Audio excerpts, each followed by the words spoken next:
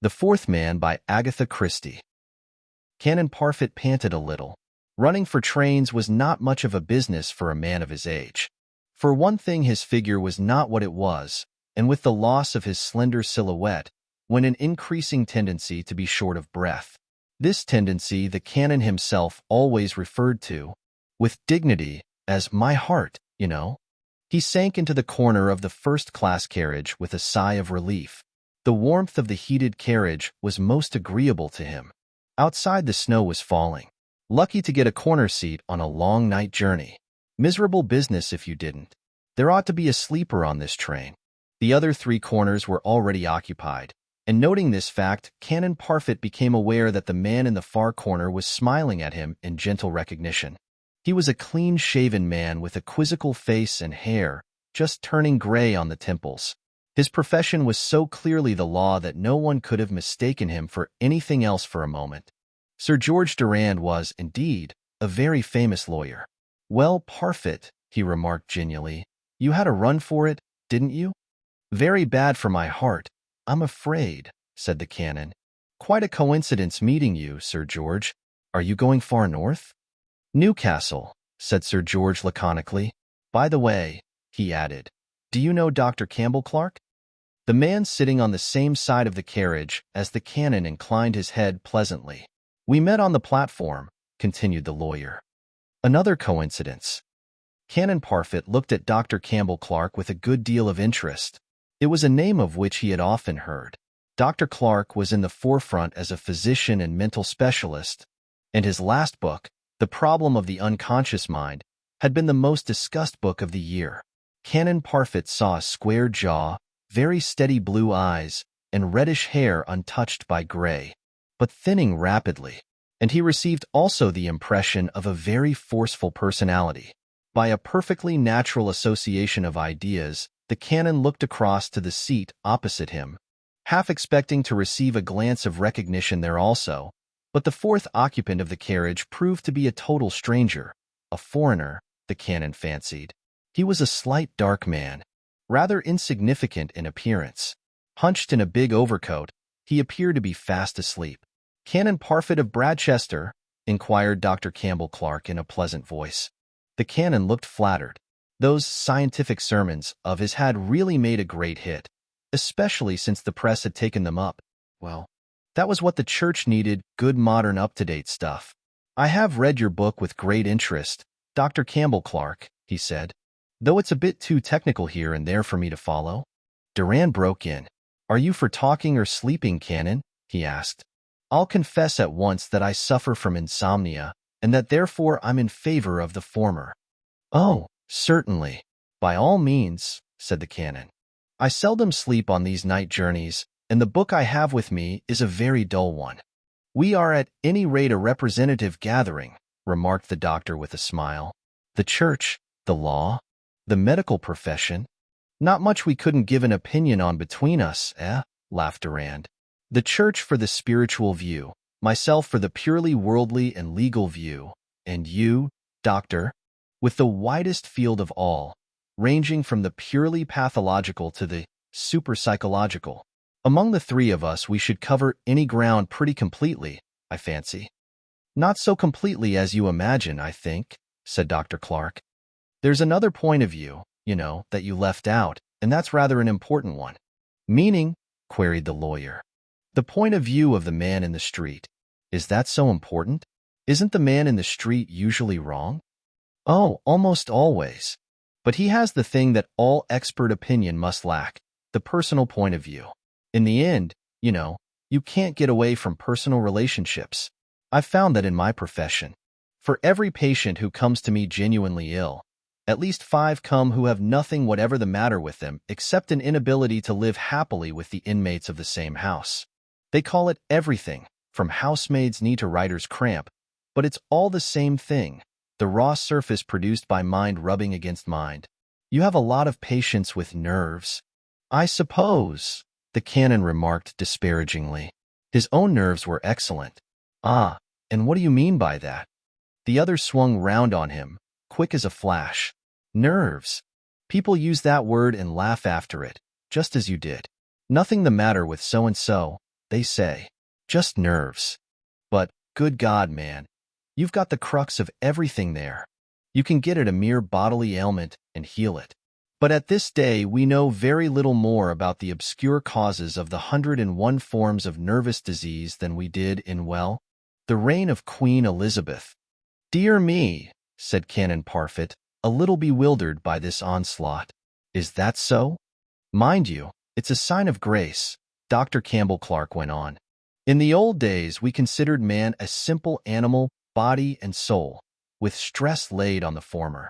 Body, soul and spirit," corrected the clergyman mildly. "Spirit?" The doctor smiled oddly. "What do you parsons mean exactly by spirit? You've never been very clear about it, you know. All down the ages you've funked an exact definition." The canon cleared his throat in preparation for speech, but to his chagrin he was given no opportunity. The doctor went on. "Are we even sure the word is spirit? Might it not be spirits?" "Spirits?" Sir George Durand questioned, his eyebrows raised quizzically. "Yes." Campbell Clark's gaze transferred itself to him. He leaned forward and tapped the other man lightly on the breast. "Are you so sure," he said gravely, "that there is only one occupant of this structure? For that is all it is, you know, this desirable residence to be let furnished for 7, 21, 41, 71, whatever it may be, years? And in the end the tenant moves his things out, little by little, and then goes out of the house altogether, and down comes the house, a mass of ruin and decay. You're the master of the house, we'll admit that, but aren't you ever conscious of the presence of others, soft-footed servants, hardly noticed, except for the work they do, work that you're not conscious of having done? Or friends, moods that take hold of you and make you, for the time being, a different man, as the saying goes? You're the king of the castle, right enough, but be very sure the dirty rascal is there too." "My dear Clark," drawled the lawyer, "you make me positively uncomfortable. Is my mind really a battleground of conflicting personalities? Is that science's latest?" It was the doctor's turn to shrug his shoulders. "Your body is," he said drily. "If the body, why not the mind?" "Very interesting," said Canon Parfit. "Ah, wonderful science, wonderful science." And inwardly he thought to himself, "I can get a most arresting sermon out of the idea." But Dr. Campbell Clark had leaned back again in his seat, his momentary excitement spent. "As a matter of fact," he remarked in a dry, professional manner, "it is a case of dual personality that takes me to Newcastle tonight. Very interesting case. Neurotic subject, of course, but quite genuine." "Dual personality," said Sir George Durand thoughtfully. "It's not so very rare, I believe. There's loss of memory as well, isn't there? I know the matter cropped up in a case in the probate court the other day." Dr. Clark nodded. "The classic case. Of course," he said, "was that of Felicie Balt. You may remember hearing of it?" "Of course," said Canon Parfit. "I remember reading about it in the papers, but quite a long time ago, 7 years at least." Dr. Campbell Clark nodded. "That girl became one of the most famous figures in France. Scientists from all over the world came to see her. She had no less than 4 distinct personalities. They were known as Felicie 1, Felicie 2, Felicie 3, etc." "Wasn't there some suggestion of deliberate trickery?" asked Sir George alertly. "The personalities of Felicie 3 and Felicie 4 were a little open to doubt," admitted the doctor. "But the main facts remain. Felicie Balt was a Brittany peasant girl. She was the third of a family of 5, the daughter of a drunken father and a mentally defective mother. In one of his drinking bouts the father strangled the mother and was, if I remember rightly, transported for life. Felicie was then 5 years of age. Some charitable people interested themselves in the children, and Felicie was brought up and educated by an English maiden lady who had a kind of home for destitute children. She could make very little of Felicie, however. She describes the girl as abnormally slow and stupid, taught to read and write only with the greatest difficulty, and clumsy with her hands. This lady, Miss Slater, tried to fit the girl for domestic service, and did indeed find her several places when she was of an age to take them. But she never stayed long anywhere owing to her stupidity and also her intense laziness." The doctor paused for a minute, and the canon, recrossing his legs and arranging his traveling rug more closely round him, was suddenly aware that the man opposite him had moved very slightly. His eyes, which had formerly been shut, were now open, and something in them, something mocking and indefinable, startled the worthy canon. It was as though the man were listening and gloating secretly over what he heard. "There is a photograph taken of Felicity at the age of 17, continued the doctor. "It shows her as a loutish peasant girl, heavy of build. There is nothing in that picture to indicate that she was soon to be one of the most famous persons in France. 5 years later, when she was 22, Felicity had a severe nervous illness, and on recovery the strange phenomena began to manifest themselves. The following are facts attested to by many eminent scientists. The personality called Felicity was indistinguishable from the Felicity of the last 22 years. Felicity wrote French badly and haltingly, spoke no foreign languages, and was unable to play the piano. Felicity, on the contrary, spoke Italian fluently and German moderately. Her handwriting was quite different from that of Felicity, and she wrote fluent and expressive French. She could discuss politics and art, and she was passionately fond of playing the piano. Felicity had many points in common with Felicity. She was intelligent and apparently well educated, but in moral character she was a total contrast. She appeared, in fact, an utterly depraved creature, but depraved in a Parisian and not a provincial way. She knew all the Paris argot and the expressions of the chic demi-monde. Her language was filthy, and she would rail against religion and so-called good people in the most blasphemous terms. Finally, there was Felicity, a dreamy, almost half-witted creature, distinctly pious and professedly clairvoyant.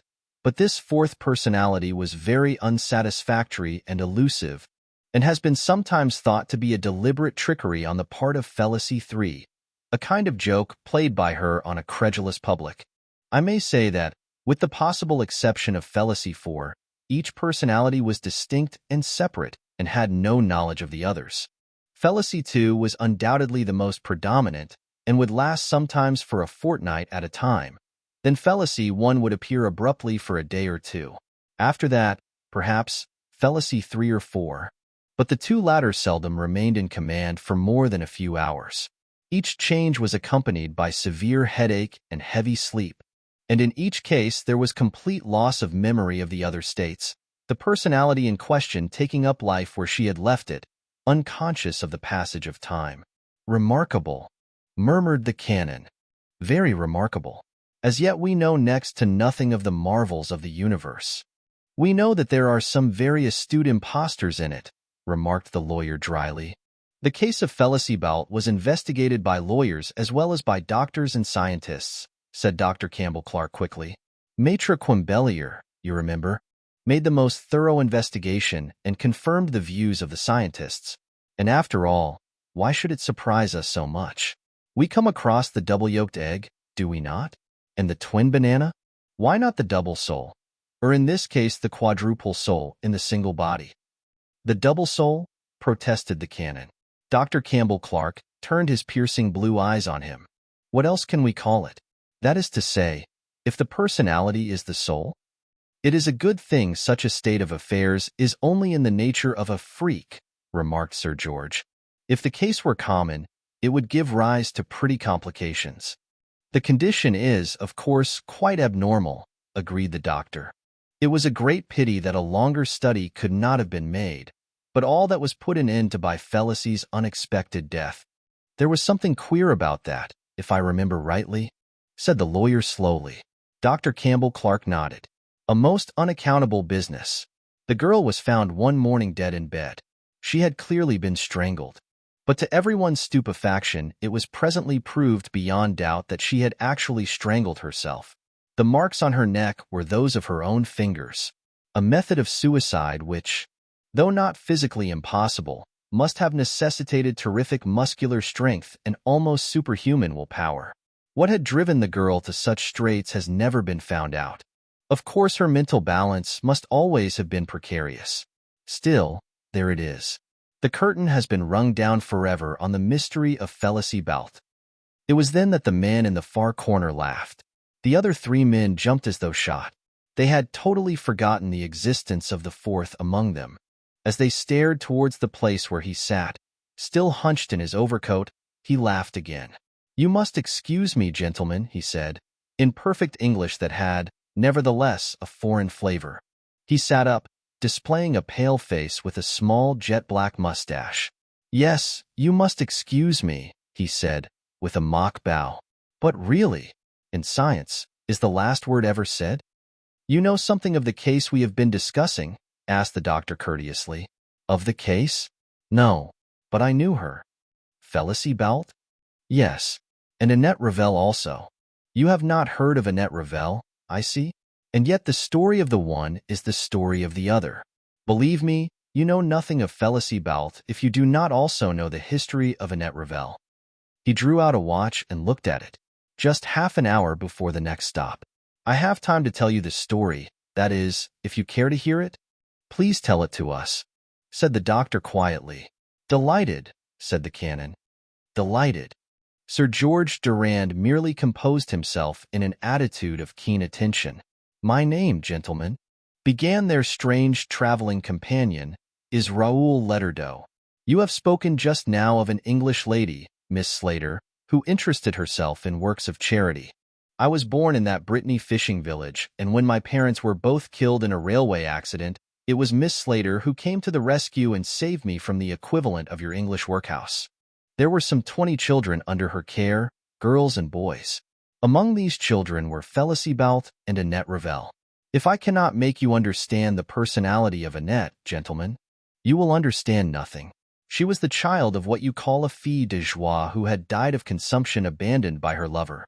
The mother had been a dancer, and Annette, too, had the desire to dance. When I saw her first, she was 11 years old, a little shrimp of a thing with eyes that alternately mocked and promised, a little creature all fire and life. And at once, yes, at once, she made me her slave. It was Raoul, do this for me. Raoul, do that for me. And me, I obeyed. Already I worshipped her, and she knew it. We would go down to the shore together, we three, for Felicie would come with us. And there Annette would pull off her shoes and stockings and dance on the sand. And then when she sank down breathless, she would tell us of what she meant to do and be. See you, I shall be famous. Yes, exceedingly famous. I will have hundreds and thousands of silk stockings, the finest silk, and I shall live in an exquisite apartment. All my lovers shall be young and handsome as well as being rich. And when I dance, all Paris shall come to see me. They will yell and call and shout and go mad over my dancing. And in the winters I shall not dance. I shall go south to the sunlight. There are villas there with orange trees. I shall have one of them. I shall lie in the sun on silk cushions, eating oranges. As for you, Raoul, I will never forget you. However great and rich and famous I shall be, I will protect you and advance your career. Felicie here shall be my maid. No, her hands are too clumsy. Look at them, how large and coarse they are." Felicie would grow angry at that, and then Annette would go on teasing her. "She is so ladylike, Felicie, so elegant, so refined. She is a princess in disguise, ha, ha. My father and mother were married, which is more than yours were," Felicie would growl out spitefully. "Yes, and your father killed your mother. A pretty thing, to be a murderer's daughter." "Your father left your mother to rot," Felicie would rejoin. "Ah, yes." Annette became thoughtful. "Pauvre maman. One must keep strong and well. It is everything to keep strong and well." "I am as strong as a horse," Felicie boasted. And indeed she was. She had twice the strength of any other girl in the home, and she was never ill. But she was stupid, you comprehend? Stupid like a brute beast. I often wondered why she followed Annette round as she did. It was, with her, a kind of fascination. Sometimes, I think, she actually hated Annette. And indeed Annette was not kind to her. She jeered at her slowness and stupidity, and baited her in front of the others. I have seen Felicie grow quite white with rage. Sometimes I have thought that she would fasten her fingers round Annette's neck and choke the life out of her. She was not nimble-witted enough to reply to Annette's taunts, But she did learn in time to make one retort which never failed. That was the reference to her own health and strength. She had learned, what I had always known, that Annette envied her strong physique, and she struck instinctively at the weak spot in her enemy's armor. One day Annette came to me in great glee. "Raoul," she said, "we shall have fun today with that stupid Felicie. What are you going to do? Come behind the little shed and I will tell you." It seemed that Annette had got hold of some book. Part of it she did not understand, and indeed the whole thing was much over her head. It was an early work on hypnotism. A bright object, they say. The brass knob of my bed. It twirls round. I made Felicie look at it last night. "Look at it steadily," I said. "Do not take your eyes off it." And then I twirled it. Raoul. I was frightened. Her eyes looked so queer, so queer. "Felicie, you will do what I say always," I said. "I will do what you say always, Annette," she answered. And then I said, "Tomorrow you will bring a tallow candle out into the playground at 12 o'clock and start to eat it. And if anyone asks you, you will say that it is the best galette you ever tasted." "Oh, Raoul, think of it." "But she'll never do such a thing," I objected. "The book says so. Not that I can quite believe it, but, oh, Raoul, if the book is all true, how we shall amuse ourselves." I, too, thought the idea very funny. We passed word round to the comrades, and at 12 o'clock we were all in the playground. Punctual to the minute, out came Felicie with a stump of candle in her hand. "Will you believe me, messers?" She began solemnly to nibble at it. We were all in hysterics. Every now and then one or another of the children would go up to her and say solemnly, "It is good. What you eat there, Felicie?" And she would answer, "But, yes, it is the best galette I ever tasted." And then we would shriek with laughter. We laughed at last so loud that the noise seemed to wake up Felicie to a realization of what she was doing. She blinked her eyes in a puzzled way, looked at the candle, then at us. She passed her hand over her forehead. "But what is it that I do here?" she muttered. "You are eating a candle," we screamed. "I made you do it.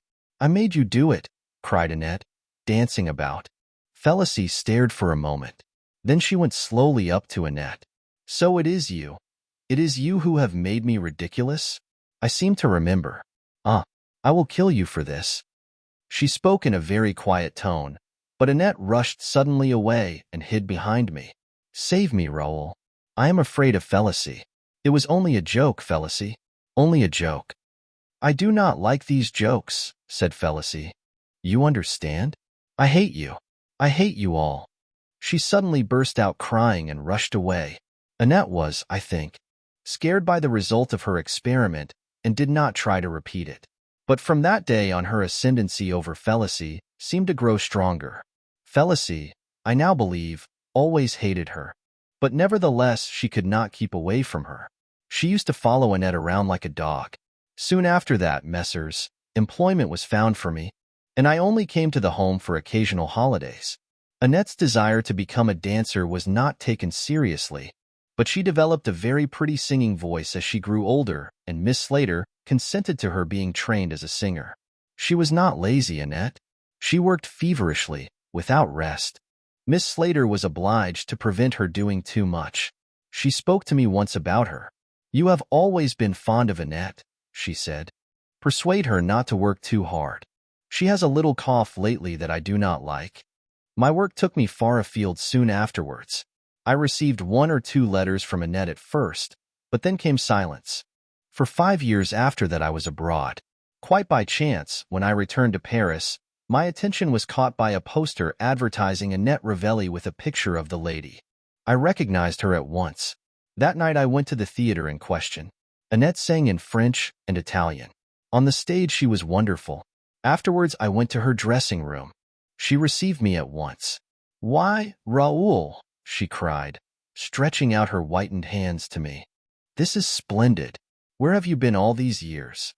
I would have told her, but she did not really want to listen. "You see, I have very nearly arrived."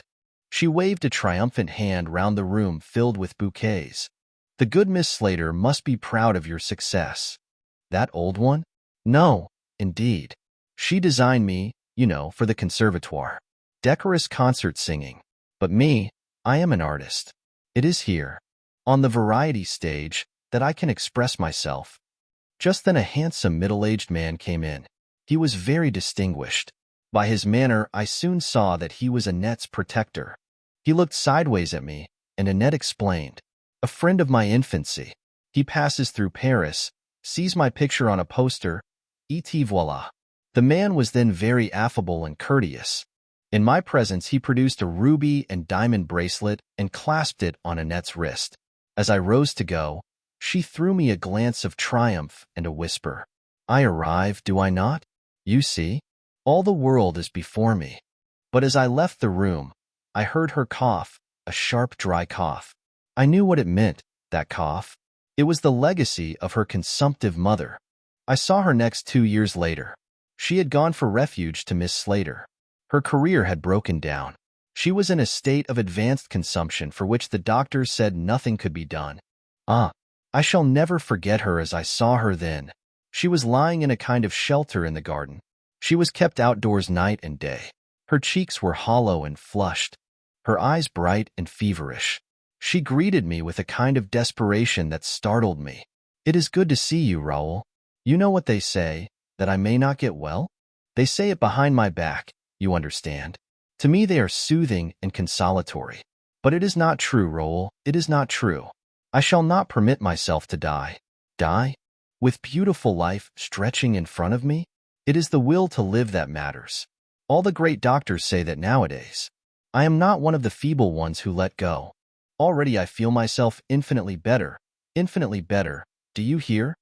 She raised herself on her elbow to drive her words home, then fell back, attacked by a fit of coughing that racked her thin body. The cough, it is nothing, she gasped. And hemorrhages do not frighten me. I shall surprise the doctors. It is the will that counts. Remember, Raoul, I am going to live. It was pitiful, you understand, pitiful. Just then, Felicibald came out with a tray, a glass of hot milk. She gave it to Annette and watched her drink it with an expression that I could not fathom. There was a kind of smug satisfaction in it. Annette, too, caught the look. She flung the glass down angrily, so that it smashed to bits. You see her? That is how she always looks at me. She is glad I am going to die. Yes, she gloats over it. She who is well and strong. Look at her. Never a day's illness, that one. And all for nothing. What good is that great carcass of hers to her? What can she make of it? Felicie stooped and picked up the broken fragments of glass. I do not mind what she says, she observed in a sing-song voice. What does it matter? I am a respectable girl, I am. As for her, she will be knowing the fires of purgatory before very long. I am a Christian. I say nothing. You hate me, cried Annette. You have always hated me. But I can charm you, all the same. I can make you do what I want. See now, if I asked you to, you would go down on your knees before me now on the grass. You are absurd, said Felicie uneasily. But yes, you will do it. You will. To please me. Down on your knees. I ask it of you. Annette. Down on your knees, Felicie. Whether it was the wonderful pleading in the voice, or some deeper motive, Felicie obeyed. She sank slowly onto her knees, her arms spread wide, her face vacant and stupid. Annette flung back her head and laughed, peal upon peal of laughter. Look at her, with her stupid face. How ridiculous she looks. You can get up now, Felicie. Thank you. It is of no use to scowl at me. I am your mistress.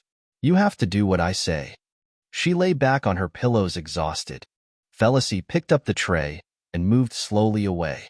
Once she looked back over her shoulder, and the smoldering resentment in her eyes startled me. I was not there when Annette died, but it was terrible, it seems. She clung to life. She fought against death like a madwoman. Again and again she gasped out, I will not die. Do you hear me? I will not die. I will live, live dash. Miss Slater told me all this when I came to see her 6 months later. My poor Raoul, she said kindly. You loved her, did you not? Always, always. But of what use could I be to her? Let us not talk of it. She is dead. She's so brilliant, so full of burning life. Miss Slater was a sympathetic woman. She went on to talk of other things. She was very worried about Felicie, so she told me. The girl had had a queer sort of nervous breakdown, and ever since she had been very strange in manner. You know, said Miss Slater, after a momentary hesitation, that she is learning the piano? I did not know it, and was very much surprised to hear it. Felicie, learning the piano. I would have declared the girl would not know one note from another. She has talent, they say, continued Miss Slater. I can't understand it. I have always put her down as well, Raoul. You know yourself, she was always a stupid girl. I nodded. She is so strange in her manner, I don't know what to make of it. A few minutes later I entered the salle de lecture. Felicie was playing the piano. She was playing the air that I had heard Annette sing in Paris. You understand, messieurs, it gave me quite a turn. And then, hearing me, she broke off suddenly and looked round at me, her eyes full of mockery and intelligence. For a moment I thought, well, I will not tell you what I thought. Tiens, she said. So it is you, Monsieur Raoul. I cannot describe the way she said it.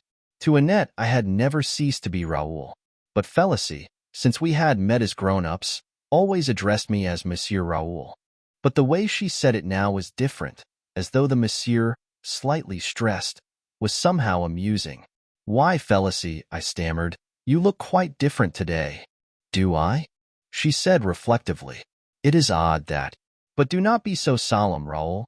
Decidedly I shall call you Raoul. Did we not play together as children? Life was made for laughter. Let us talk of the poor Annette, she who is dead and buried. Is she in purgatory, I wonder, or where? And she hummed a snatch of song, untunefully enough, but the words caught my attention. Felicie, I cried. You speak Italian? Why not, Raoul? I am not as stupid as I pretend to be, perhaps. She laughed at my mystification. I don't understand, I began. But I will tell you. I am a very fine actress, though no one suspects it. I can play many parts, and play them very well. She laughed again and ran quickly out of the room before I could stop her. I saw her again before I left. She was asleep in an armchair. She was snoring heavily. I stood and watched her, fascinated, yet repelled. Suddenly she woke with a start. Her eyes, dull and lifeless, met mine. Monsieur Raoul, she muttered mechanically. Yes, Felicie. I am going now. Will you play for me again before I go? I? Play? You are laughing at me, Monsieur Raoul. Don't you remember playing for me this morning? She shook her head. I play? How can a poor girl like me play? She paused for a minute as though in thought, then beckoned me nearer. Monsieur Raoul, there are things going on in this house. They play tricks upon you. They alter the clocks. Yes, yes, I know what I am saying. And it is all her doing. Whose doing? I asked, startled. That Annette's. That wicked one's. When she was alive, she always tormented me. Now that she is dead, she comes back from the dead to torment me. I stared at Felicie. I could see now that she was in an extremity of terror, her eyes starting from her head. She is bad, that one. She is bad, I tell you. She would take the bread from your mouth, the clothes from your back, the soul from your body. She clutched me suddenly. I am afraid, I tell you afraid. I hear her voice, not in my ear, no, not in my ear. Here, in my head, she tapped her forehead. She will drive me away altogether, and then what shall I do? What will become of me? Her voice rose almost to a shriek. She had in her eyes the look of the terrified beast at bay. Suddenly she smiled, a pleasant smile, full of cunning, with something in it that made me shiver. If it should come to it, Monsieur Raoul, I am very strong with my hands, very strong with my hands. I had never noticed her hands particularly before. I looked at them now and shuddered in spite of myself. Squat, brutal fingers. And as Felicie had said, terribly strong. I cannot explain to you the nausea that swept over me. With hands such as these, her father must have strangled her mother. That was the last time I ever saw Felicie Balt. Immediately afterwards I went abroad, to South America. I returned from there 2 years after her death. Something I had read in the newspapers of her life and sudden death. I have heard fuller details tonight from you. Fallacy 3 and Fallacy 4. I wonder? She was a good actress, you know? The train suddenly slackened speed. The man in the corner sat erect and buttoned his overcoat more closely. What is your theory? Asked the lawyer, leaning forward. I can hardly believe began Canon Parfit and stopped. The doctor said nothing. He was gazing steadily at Raoul Leterdeau. The clothes from your back, the soul from your body, quoted the Frenchman lightly. He stood up. I say to you, messrs, that the history of Félicie Balt is the history of Annette Revel. You did not know her, gentlemen? I did. She was very fond of life. His hand on the door, ready to spring out, he turned suddenly and bending down tapped Canon Parfit on the chest. Le docteur over there? He said just now that all this his hand smote the canon's stomach, and the canon winced, was only a residence. Tell me, if you find a burglar in your house, what do you do? Shoot him, do you not? No, cried the canon. No, indeed, I mean not in this country. But he spoke the last words to empty air. The carriage door banged. The clergyman, the lawyer, and the doctor were alone. The fourth corner was vacant.